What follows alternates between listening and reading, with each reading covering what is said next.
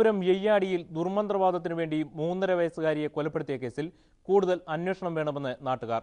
മുൻപ് ഇത്തരത്തിൽ നരബലികൾ നടന്നിട്ടുണ്ടോ എന്ന് അന്വേഷിക്കണമെന്നാണ് ആവശ്യം. കർണാടക മേഖലയിൽ കുട്ടികളെ കുരുതി കൊടുക്കുന്നത് വർദ്ധിച്ചു വരുന്നതായാണ് സൂചനകൾ.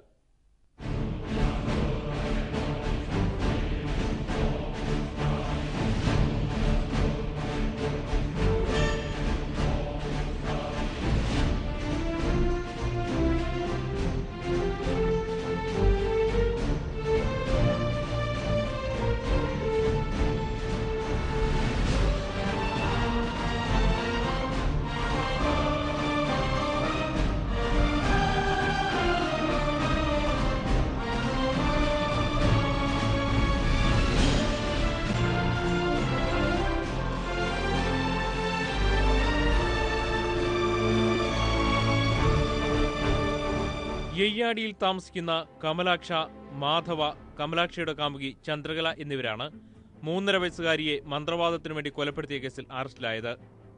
ബീഹാർ സ്വദേശികളായ കിരൺകുമാർ, അഞ്ജലി ദമ്പതികളുടെ മകൾ പ്രിയങ്കയെയാണ് കൊലപ്പെടുത്തിയത്.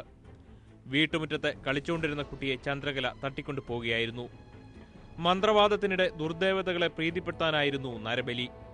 മുൻപും ഇവിടെ ഇത്തരത്തിലുള്ള സംഭവങ്ങൾ നടന്നിട്ടുണ്ടെന്നാണ് നാട്ടുകാരുടെ ആരോപണം.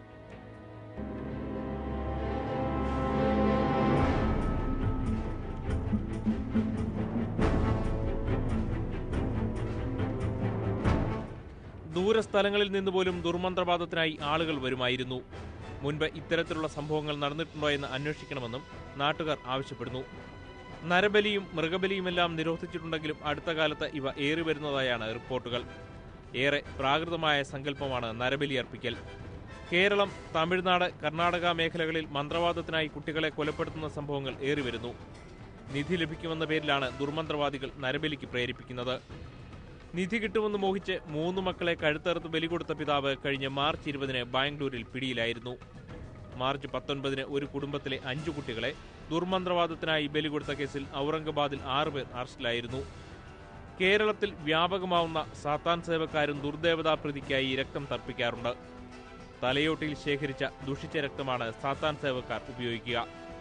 മനുഷ്യന്റെ എല്ലുകൾ കരിച്ചും ദുർമന്ത്രവാദികൾ ഉപയോഗിക്കുന്നുണ്ട്.